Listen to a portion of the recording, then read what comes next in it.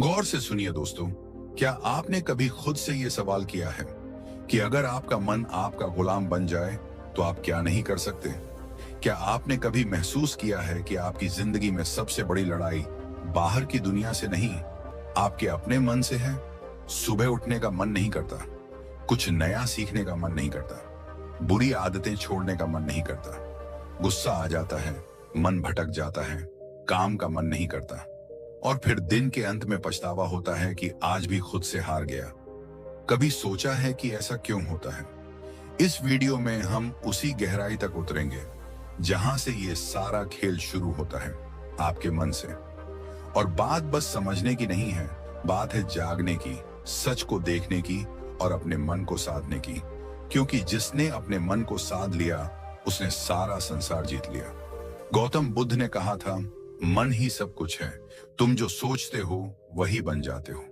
अब जरा सोचिए, अगर आपका मन ही बार बार सोचता है कि मैं कमजोर हूं, मुझे नहीं आता, मेरा ध्यान नहीं लगता, तो वो सोच धीरे धीरे आपका सत्य बन जाती है। और यही है मन की सबसे बड़ी चाल। वो आपकी बनाई हुई आदतों, भावनाओं और यादों का गुलाम बन जाता है और आपको गुलाम बना देता है। मन एक बंदर की तरह है जो हर पल उछलता है, कभी भविष्य की चिंता में तो कभी अतीत के पछतावे में। आपके साथ भी होता है ना? आप कुछ करने बैठते हैं और अचानक मन कोई पुरानी बात याद दिला देता है, कोई दुख, कोई गलती, कोई डर, और फिर आप वहीं अटक जाते हैं, कुछ करते ही नहीं। आपका शरीर वहीं बैठा होता है पर मन कहाँ होता है कोई नहीं जानता। अब जरा सोचिए, ये वही मन है जो आपको महान बना सकता है अगर आप इसे समझ लें, इसे दिशा दे दें। क्योंकि मन खुद नहीं जानता कि क्या अच्छा है, क्या बुरा है। वो तो बस जिस चीज को आप बार बार दोहराते हो उसी को सच मान लेता है। अगर आप हर रोज खुद से कहते हो, मैं कुछ नहीं कर सकता, मेरा मन नहीं लगता, मेरी किस्मत खराब है, तो मन वही दोहराएगा, वही परोसता रहेगा और आप उसी में डूबते जाओगे। पर अब वक्त आ गया है कि आप इस मन को पहचानो, इसका व्यवहार समझो, इसकी चालाकी पकड़ो और इसे खुद के अधीन करो। मनोविज्ञान कहता है कि हमारे 95% निर्णय हमारे अवचेतन मन से लिए जाते हैं। यानी हम जो सोचते हैं, जो महसूस करते हैं, उसका बड़ा हिस्सा हमें पता भी नहीं चलता और फिर भी वही हमारे जीवन की दिशा तय करता है। यानी अगर आपने अपने मन को सही प्रशिक्षण नहीं दिया तो वो बिना आपकी मर्जी के आपको वहां ले जाएगा जहां आप कभी नहीं जाना चाहते थे। अब एक बात ध्यान से समझो, अगर आपका मन ही नियंत्रण में नहीं है तो दुनिया का कोई लक्ष्य, कोई रिश्ता, कोई सफलता आपको संतोष नहीं दे सकती। क्योंकि उस सब को जीने के लिए सबसे पहले जिस चीज की जरूरत है वो है मन की स्थिरता। आधुनिक विज्ञान भी यही कहता है, दिमाग की वायरिंग और फायरिंग, यानी आप जैसे सोचते हो वैसे ही आप बनने लगते हो। हर बार जब आप नकारात्मक सोचते हो, आपका दिमाग उसी सोच की आदत डाल लेता है और यही आपकी आइडेंटिटी बन जाती है। अब जरा रुकिए और सोचिए, क्या आप वाकई अपने मन के मालिक हैं या फिर आपका मन ही आपको चला रहा है? यही है वो सवाल जो इस वीडियो की शुरुआत है। क्योंकि जब तक आप इस सवाल का जवाब खुद नहीं ढूंढोगे तब तक कोई बाहरी ज्ञान, कोई मोटिवेशन, कोई तरीका काम नहीं करेगा। इस वीडियो में हम आपके सामने वो रहस्य खोलने वाले हैं जिसके बाद आप जानोगे कि मन को जीतना क्या होता है और कैसे हर आम इंसान अपने मन की शक्ति को जागृत कर सकता है। और याद रखिए, मन को जीतना कोई एक दिन का काम नहीं है, ये एक अभ्यास है, एक यात्रा है, एक युद्ध है जो हर दिन लड़ा जाता है। लेकिन अगर आप इस युद्ध को समझ लें तो जीत पक्की है। अब हम उस बिंदु पर पहुंच चुके हैं जहां से असली सफर शुरू होगा। इस सफर में हम जानेंगे मन को कंट्रोल करने की 5 सबसे शक्तिशाली विधियां, जो न केवल आपके विचारों को बदलेंगी बल्कि आपके जीवन की दिशा ही मोड़ सकती हैं। तो बने रहिए इस वीडियो के साथ, क्योंकि अब जो आएगा वो सिर्फ जानकारी नहीं, जागृति है। पहली विधि, सकारात्मक आत्मवार्ता, पॉजिटिव सेल्फ टॉक। क्या आपने कभी अपने आप से कहा है, मुझसे नहीं होगा? स्विंगल, मैं हमेशा गलती करता हूं। जेरेनियम, मेरे बस की बात नहीं है। अगर हां, तो आज इस वीडियो को पूरा देखना आपके जीवन की दिशा को बदल सकता है। क्योंकि जिस व्यक्ति से आप सबसे ज्यादा बातें करते हैं वो कोई और नहीं, आप खुद हैं। और यही बातचीत आपके भविष्य की दिशा तय करती है। हमारा मन जो सोचता है वही हम बनते हैं। ये बात सिर्फ कोई मोटिवेशनल डायलॉग नहीं है, ये विज्ञान भी कहता है और ब्रह्म ज्ञान भी। मन को कंट्रोल करने की पहली शक्तिशाली विधि है सकारात्मक आत्मवार्ता, यानी अपने आप से सकारात्मक बातें करना। ये कोई मामूली आदत नहीं, ये आपकी आत्मा से सीधा संवाद है। जब हम रोज खुद को नकारात्मक बातें कहते हैं, जैसे मैं कमजोर हूं, मेरे साथ ही ऐसा क्यों होता है, मुझे कुछ नहीं आता, तो हमारा अवचेतन मन, सबकॉन्शियस माइंड उन बातों को सच मानने लगता है। फिर वही बातें हमारी आदत बन जाती हैं, हमारी सोच बन जाती है और धीरे धीरे हमारा भविष्य भी वैसा ही बनने लगता है।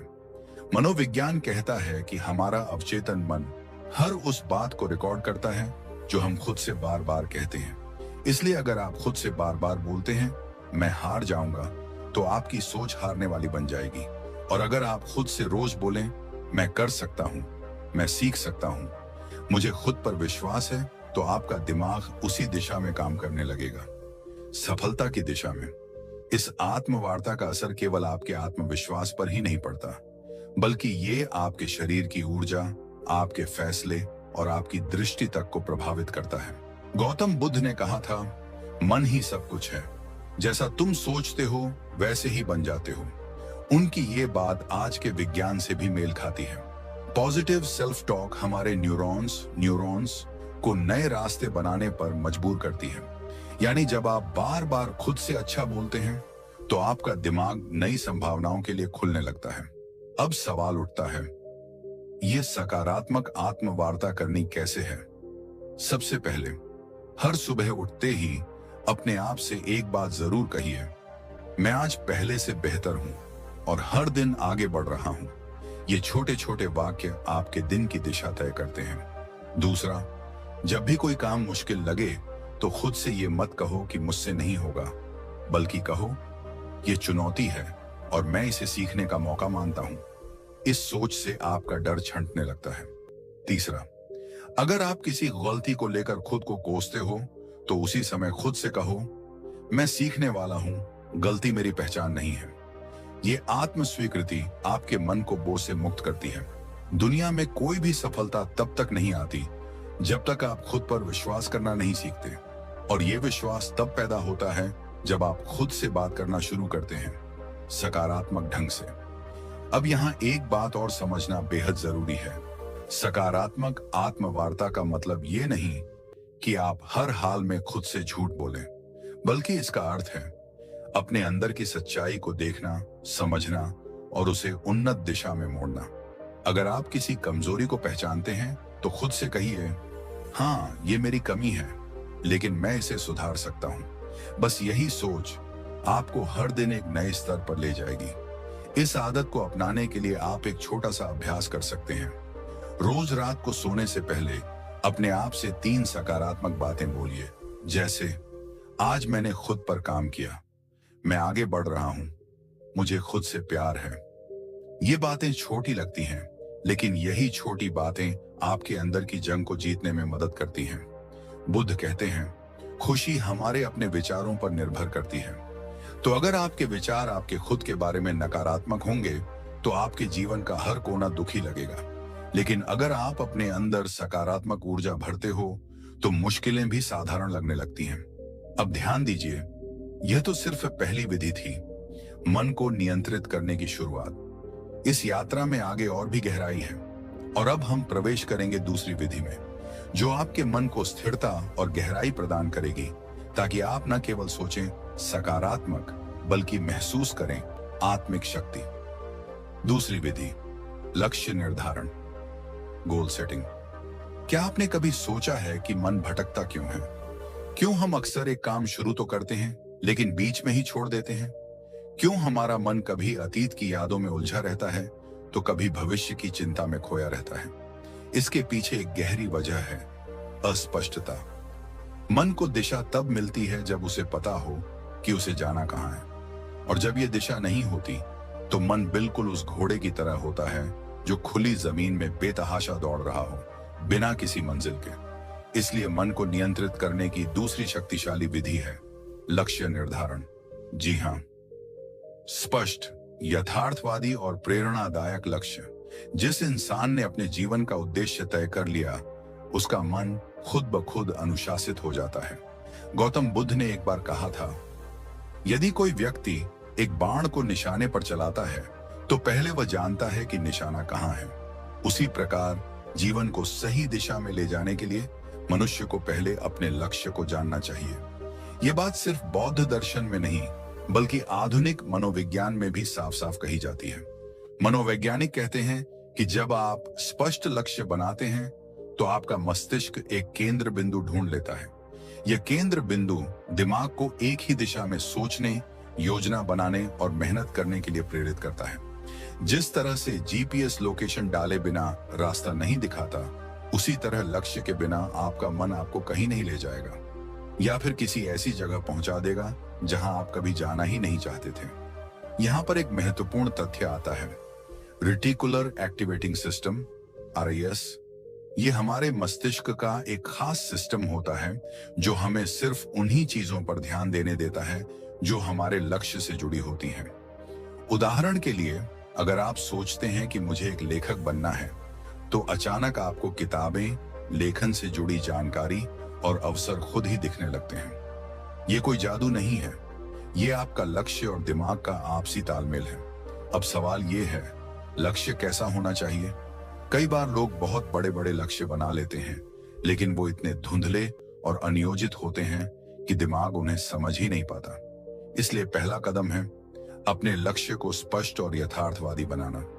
उदाहरण के लिए, अगर आप कहते हैं मुझे सफल बनना है, तो यह बहुत ही धुंधला लक्ष्य है। लेकिन अगर आप कहते हैं मुझे अगले 6 महीनों में एक किताब लिखनी है, या मुझे 1 साल में एक छोटा बिजनेस शुरू करना है, तो आपका दिमाग उस लक्ष्य को पकड़ पाता है। यहां एक और बात समझना जरूरी है। लक्ष्य केवल मस्तिष्क को दिशा ही नहीं देता, बल्कि भावनात्मक ऊर्जा भी प्रदान करता है।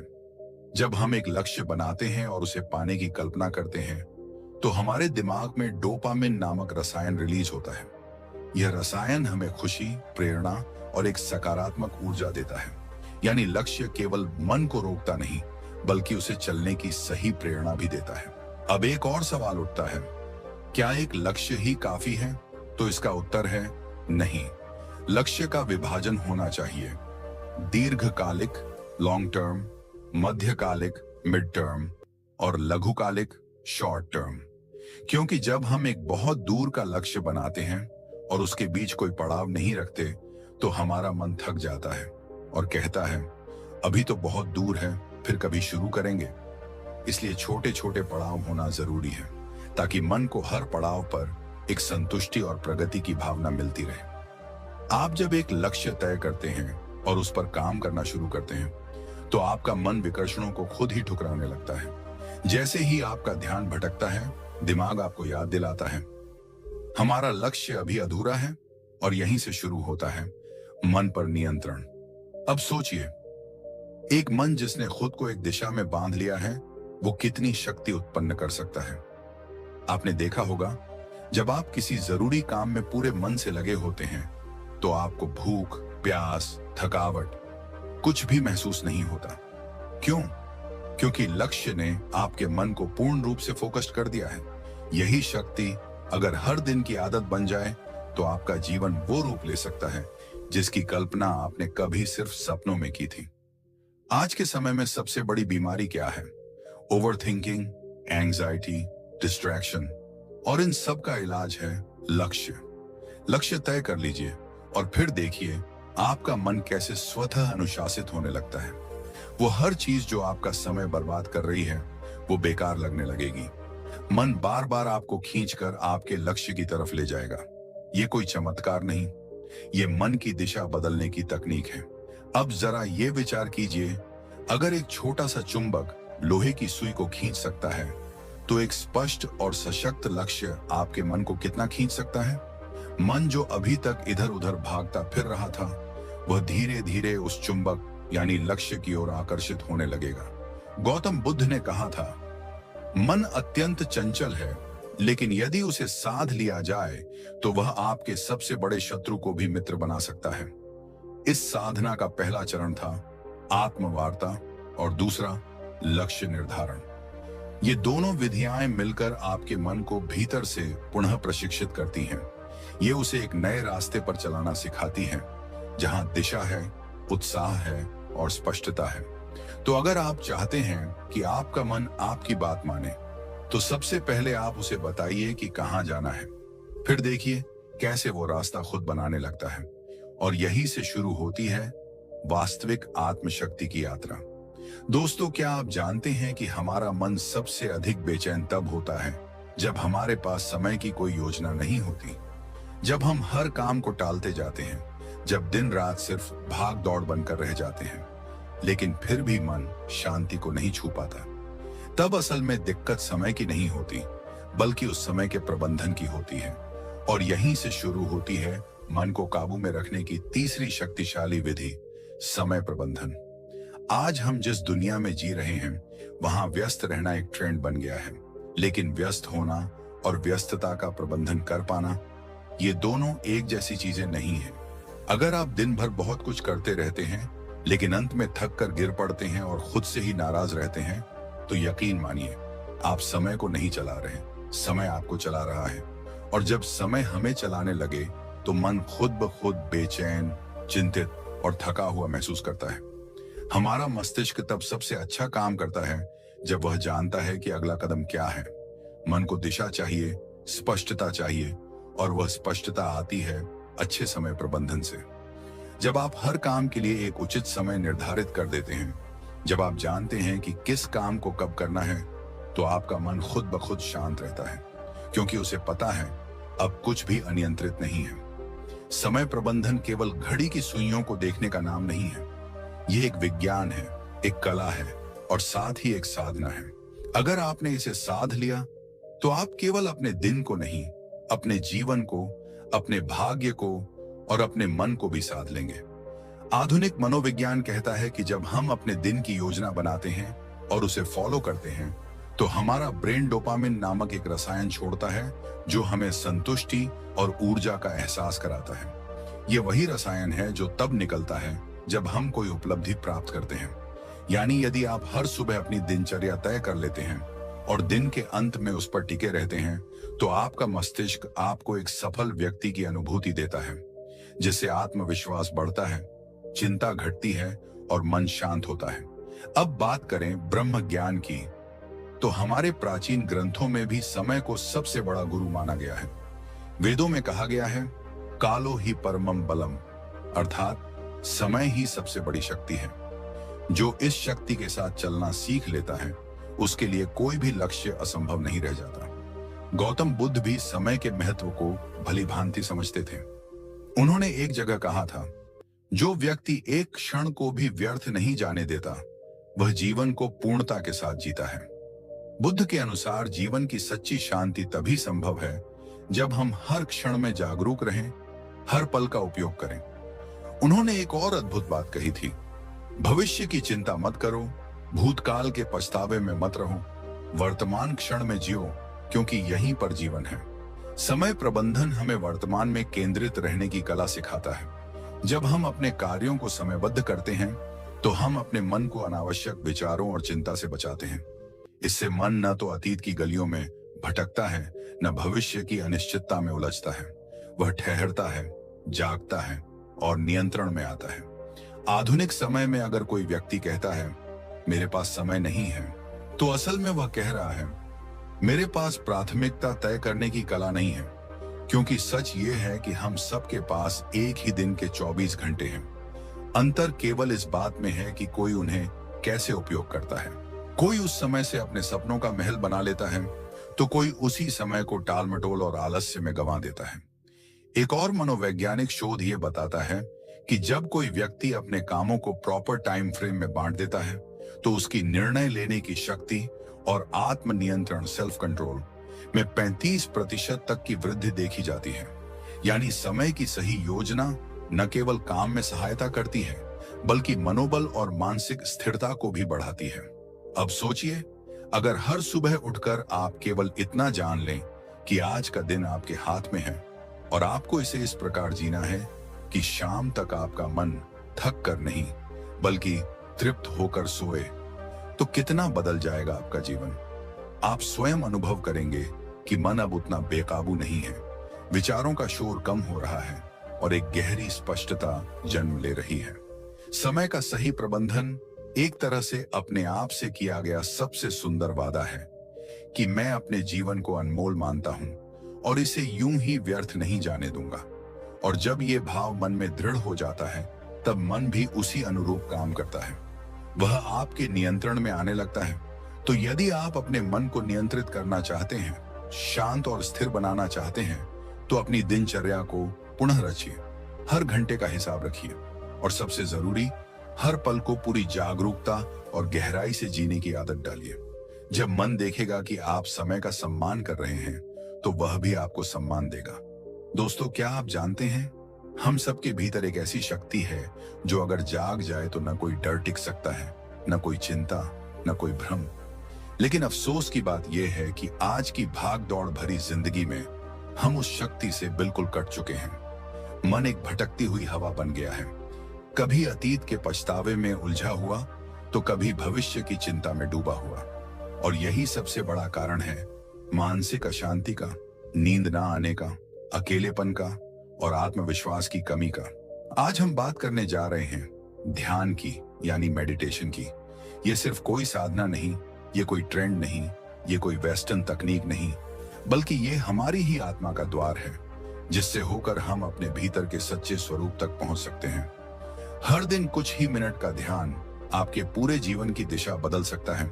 और यह कोई अतिशयोक्ति नहीं है, यह विज्ञान भी मान चुका है और ब्रह्म ज्ञान भी बार बार इसी बात की पुष्टि करता है। जब आप ध्यान करते हैं तो सबसे पहले जो होता है वो यह कि आपका मन स्थिर होता है। वह मन जो अभी तक बंदर की तरह इधर उधर कूद रहा था, वह शांत हो जाता है। और जब मन शांत होता है, तभी तो आप अपने विचारों को स्पष्ट देख सकते हैं।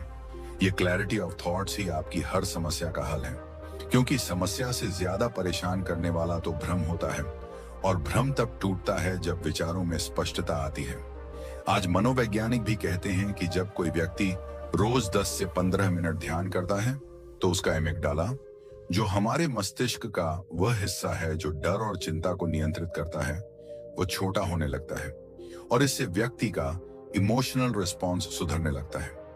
मतलब यह कि जो बात पहले आपको बहुत जल्दी गुस्सा दिला देती थी, वही बात अब शायद आपको हंसी में टालने की शक्ति दे दे।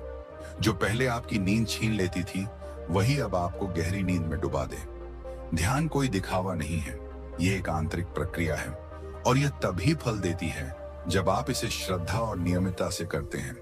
जैसे शरीर के लिए व्यायाम जरूरी है, वैसे ही मन के लिए ध्यान एक आवश्यकता है। ये कोई विकल्प नहीं, बल्कि मानसिक स्वच्छता का मूल आधार है। अब जरा एक पल रुकिए और अपने भीतर झांकिए, बिना किसी आवाज के, बिना किसी शब्द के, बस खुद के साथ कुछ पल बिताने की कोशिश कीजिए। क्या आप जानते हैं कि जब आप गहराई से ध्यान में जाते हैं, तो आप न सिर्फ अपने विचारों को समझने लगते हैं, बल्कि आप यह भी महसूस करने लगते हैं कि आप वो विचार नहीं हैं। आप तो वो देखने वाला है जो हर विचार को आते जाते देख रहा है। गौतम बुद्ध ने ध्यान को जीवन का मूल बताया। उन्होंने कहा, ध्यान ही एकमात्र रास्ता है जिससे तुम अपने भीतर की आग को बुझा सकते हो। उन्होंने वर्षों तक मौन साधना की, अपने विचारों को परखा और उसी गहराई से उन्होंने संसार को बताया कि मनुष्य का दुख किसी बाहरी कारण से नहीं होता, बल्कि उसके मन की अस्थिरता ही उसका सबसे बड़ा शत्रु है। और इस शत्रु को हराने का एकमात्र रास्ता ध्यान है। बुद्ध के अनुसार ध्यान तुम्हें साक्षी बनाता है, और जब तुम साक्षी हो जाते हो, तब तुम अपने डर को भी, अपने क्रोध को भी, अपनी व्यथा को भी बाहर से देख सकते हो। और यही दूरी ही तो है मुक्ति की शुरुआत। आज जितना समय हम बाहरी चीजों पर खर्च कर देते हैं, मोबाइल स्क्रॉलिंग, टीवी देखना या बेवजह की बातचीत, अगर उसी में से हम सिर्फ 15 मिनट अपने लिए, अपने मन के लिए दे दें, तो सोचिए हमारा जीवन कितना बदल सकता है। ध्यान करने के लिए किसी विशेष स्थान या किसी विशेष पद्धति की आवश्यकता नहीं, बस शांति हो, एक कोना हो और हो थोड़ी सी इच्छा खुद को समझने की, खुद से मिलने की। आप चाहे तो आंखें बंद करें, अपनी सांसों पर ध्यान दें, चाहे तो ओम का उच्चारण करें, चाहे तो सिर्फ मौन रहें। तरीका कोई भी हो सकता है, लेकिन परिणाम हमेशा एक ही मिलेगा, शांति, गहराई और भीतर की शक्ति। ध्यान हमें सिखाता है कि शांति बाहर नहीं, भीतर है। ध्यान हमें सिखाता है कि समाधान कोई और नहीं देगा, हमें खुद ही खोजना होगा। ध्यान हमें सिखाता है कि जब तक तुम अपने मन पर नियंत्रण नहीं करते, तब तक कोई भी चीज तुम्हें पूरी तरह संतुष्टि नहीं दे सकती, न दौलत, न रिश्ते, न सफलता। और अंत में एक बात जो सबसे जरूरी है, ध्यान कोई एक बार का प्रयोग नहीं है, यह एक निरंतर यात्रा है। जैसे जैसे आप इस यात्रा में आगे बढ़ेंगे, वैसे वैसे आप खुद को उस रूप में जानने लगेंगे जो आप वास्तव में हैं। आप पाएंगे कि आप सिर्फ एक शरीर नहीं, एक नाम नहीं, एक पहचान नहीं, बल्कि आप शुद्ध चेतना हैं, शुद्ध शक्ति हैं। और जब यह बोध हो जाता है, तब मन पर नियंत्रण कोई कठिन कार्य नहीं लगता। तब चिंता मिट जाती है, तब डर भाग जाता है, तब भीतर से आवाज आती है, अब तुम मुक्त है। और ठीक यहीं से हमारी अगली विधि की शुरुआत होती है, जो इस शुद्ध चेतना को और अधिक गहराई से पहचानने की ओर हमें ले जाएगी। जब जीवन की आपाधापी हमें थका देती है, जब विचारों का शोर इतना बढ़ जाता है कि अपने ही मन की आवाज सुनना मुश्किल हो जाता है, तब हम अक्सर मानसिक शांति की तलाश में भटकते हैं। हर कोई यही सोचता है, कैसे अपने मन को काबू में लाया जाए, कैसे इस बेचैनी से बाहर निकला जाए, कैसे अपने जीवन को फिर से संतुलित किया जाए। आज हम बात कर रहे हैं उसी खोज के अंतिम पड़ाव की, मन को कंट्रोल करने की 5 शक्तिशाली विधियों में से 5वीं विधि की, जो दिखने में सरल है लेकिन इसके पीछे छुपी है अनंत शक्ति। यह विधि है शारीरिक व्यायाम, यानी रेगुलर फिजिकल एक्सरसाइज। अब आप सोचेंगे कि इसमें ऐसा क्या खास है, क्या वाकई शारीरिक व्यायाम से मन शांत हो सकता है? तो चलिए आज हम इस पर गहराई से बात करते हैं, सिर्फ शब्दों से नहीं, बल्कि विज्ञान, प्राचीन ज्ञान और अनुभव से जुड़े तथ्यों के आधार पर। सबसे पहले यह समझिए कि हमारे मन और शरीर का रिश्ता कितना गहरा है। जब शरीर में कोई बदलाव होता है तो उसका सीधा असर मन पर पड़ता है, और जब मन में कुछ चलता है तो शरीर भी उसका असर झेलता है। इसीलिए अगर आप अपने मन को नियंत्रित करना चाहते हैं तो शरीर को अनदेखा नहीं कर सकते। आधुनिक विज्ञान कहता है कि जब हम व्यायाम करते हैं, चाहे वो तेज चलना हो, योग हो, दौड़ना हो या कोई खेल, तो हमारा मस्तिष्क एंडोर्फिन्स नामक रसायन छोड़ता है, जिसे फील गुड हार्मोन्स कहा जाता है। यह वही रसायन है जो हमें सुकून देता है, तनाव को कम करता है और मन को स्थिर करता है। यही कारण है कि जो लोग रोजाना व्यायाम करते हैं, वे मानसिक रूप से ज्यादा स्थिर, शांत और सकारात्मक बने रहते हैं। अब अगर हम प्राचीन ब्रह्म ज्ञान की ओर देखें, तो वेदों और उपनिषदों में भी कहा गया है, शरीर माध्यम खलु धर्म साधनम, अर्थात यह शरीर ही धर्म पालन का पहला साधन है। जब शरीर स्वस्थ होगा, तभी मन भी अनुशासित होगा और जीवन का लक्ष्य प्राप्त कर पाना संभव होगा। गौतम बुद्ध के जीवन में भी इसका विशेष महत्व देखने को मिलता है। बुद्ध ने अपने शिष्यों को केवल ध्यान और उपदेश ही नहीं दिए, बल्कि उन्हें नियमित रूप से चलने, शरीर को सक्रिय रखने और अपने शरीर के साथ अपने मन का भी ध्यान रखने की शिक्षा दी। जीवन में मध्य मार्ग अपनाओ, ये बुद्ध का सबसे बड़ा संदेश था। न तो शरीर को इतना थकाओ कि वह टूट जाए, और न ही उसे इतना आराम दो कि वह जड़ हो जाए। संतुलन ही असली साधना है। ध्यान दीजिए, जब आप थके हुए होते हैं, तनाव में होते हैं या क्रोध में होते हैं, तो आपका शरीर कैसा हो जाता है? आपकी सांसें तेज चलने लगती हैं, मांसपेशियां कस जाती हैं, नींद उड़ जाती है और पेट में गड़बड़ी होने लगती है। यह सब शरीर के अंदर का संकेत है कि मन ठीक नहीं चल रहा। लेकिन जैसे ही आप व्यायाम करते हैं, श्वास गहरी होती है, शरीर में ऊर्जा दौड़ती है, नींद सुधरती है और मन हल्का लगने लगता है। इसका एक और गहरा पक्ष है जो बहुत कम लोग समझते हैं। जब आप व्यायाम करते हैं तो आप अपने शरीर से जुड़ते हैं। उस क्षण आप वर्तमान में होते हैं, अभी और यही है being in the present moment, जो कि ध्यान का सबसे मूल सिद्धांत है। और जब आप इस तरह से हर दिन अपने शरीर के साथ उपस्थित रहते हैं, तो धीरे धीरे आपका मन भी आपके नियंत्रण में आना शुरू करता है। व्यायाम का मतलब सिर्फ जिम जाना या भारी वजन उठाना नहीं है। यह तो आपकी दिनचर्या का एक हिस्सा बन सकता है, जैसे सुबह की सैर, सूर्य नमस्कार, प्राचीन योगासनों का अभ्यास या यहाँ तक कि खेतों में काम करना भी एक तरह का व्यायाम है। सवाल ये नहीं है कि आप क्या करते हैं, सवाल ये है कि आप कितनी नियमितता से करते हैं और कितनी श्रद्धा से करते हैं। और एक बात हमेशा याद रखें, जब आप अपने शरीर को रोज सुधारते हैं तो आप अनजाने में अपने मन को भी एक नई मन को नियंत्रित करना कोई एक दिन का काम नहीं है। ये एक यात्रा है, आत्मज्ञान की, अनुशासन की और अपने भीतर की शक्ति को पहचानने की। जब आप अपने मन को समझना शुरू करते हैं, उसे दिशा देना सीखते हैं, तो आप खुद महसूस करेंगे कि जीवन में कितनी शांति, स्पष्टता और ऊर्जा आ गई है। आज से ही छोटी शुरुआत करें, ध्यान करें, अपनी सांसों पर ध्यान दें, अपने विचारों को देखें और हर दिन खुद से जुड़ने का प्रयास करें। एक दिन, 2 दिन, एक हफ्ता और धीरे धीरे आप अपने भीतर के उस मौन को महसूस करेंगे जो अब तक बाहर की दुनिया के शोर में खो गया था। और याद रखिए, मन पर विजय ही जीवन की सबसे बड़ी जीत होती है। अगर आपको यह वीडियो पसंद आया हो, अगर आपको इससे कुछ सीखने को मिला हो, अगर इन बातों ने आपके मन को छुआ हो, तो कृपया इस वीडियो को लाइक करें, अपने दोस्तों और परिवार के साथ शेयर करें और हमारे YouTube चैनल को सब्सक्राइब करें। आपका एक एक सब्सक्राइब हमें प्रेरणा देता है कि हम आपके लिए और भी गहरा और भी सार्थक ज्ञान लेकर आए। हमारा उद्देश्य सिर्फ वीडियो बनाना नहीं, बल्कि आपके जीवन में एक सकारात्मक बदलाव लाना है। तो जुड़िए हमारे साथ इस आत्म विकास की यात्रा में, क्योंकि आने वाले वीडियो में हम बात करेंगे एक ऐसे विषय पर जो आपके जीवन के हर कोने को रोशन कर सकता है। धन्यवाद। शांत रहिए, जागरूक रहिए और अपने भीतर की शक्ति को पहचानते रहिए।